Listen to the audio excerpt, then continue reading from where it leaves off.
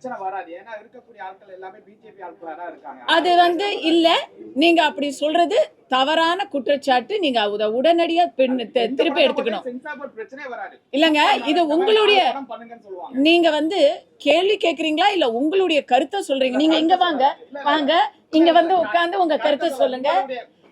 நீங்க வந்து புகார் சொல்றீங்க, அது வந்து அப்பட்டமான அபத்தமான பொய்.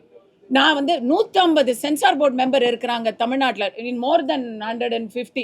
அவங்கள எத்தனை பேர் பிஜேபியை சார்ந்தவங்க, எத்தனை பேர் திமுகவை சார்ந்தவங்க அப்படின்னு உங்ககிட்ட புள்ளி விவரம் இருக்கா? வாய் இருக்குன்னு சொல்லிட்டு எங்களுடைய அப்பா சொல்லுவாரு ரொம்ப அழகா, வாய் புளிச்சதும் மாங்காய் புளிச்சதும் பேசாதீங்க. எக்ஸாக்ட்லி, அதை கேளுங்க.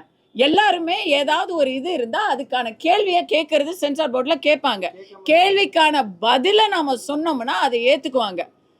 ஜனநாயகனை பொறுத்த வரைக்கும் அதுல என்ன கேள்வி கேட்டாங்க, அங்க என்ன பதில் சொன்னாங்க அப்படிங்கறது தெரியல. எனக்கு தெரிஞ்சு அங்க பதில் சொல்லியிருந்தா கோர்ட்ல இன்னைக்கு வந்து கேள்விகளோ பதில்களோ சொல்ல வேண்டிய அவசியம் வராது.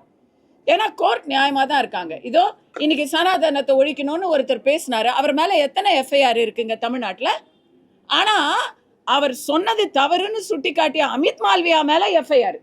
அதை தான் கோர்ட்ல வந்து எப்படி சொல்றது, நல்லாவே திட்டாங்க. இதுக்கு மேல வன்மையான வார்த்தையை என்னால இங்க பயன்படுத்த முடியல. ஆனா கோர்ட்ல என்ன பண்ணாங்க அப்படிங்கறத வந்து சொல்றதுக்கு வேற விதமா சொல்லலாம். Because hate speech. அதுல நான் பார்த்தேன் அமித் மால்வியா மேல என்னெல்லாம் கேஸ் போட்டிருக்காங்க, எந்தெந்த செக்ஷன்ல போட்டிருக்காங்கன்னு பார்த்தேன். எனக்கு நல்லா புரிஞ்சுது அந்த செக்ஷன்லாம். ஏன் சொல்லுங்க? Section 153, section 153A, section 504, section 505 தான் என் மேலே போட்ட அதே செக்ஷன் தான்.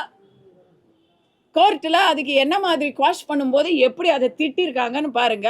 அதை பார்க்கும்போது தானே எனக்கு தோணுது, எந்தெல்லாம் கூட அப்படி தானே திட்டி அமைச்சிருக்கணும்.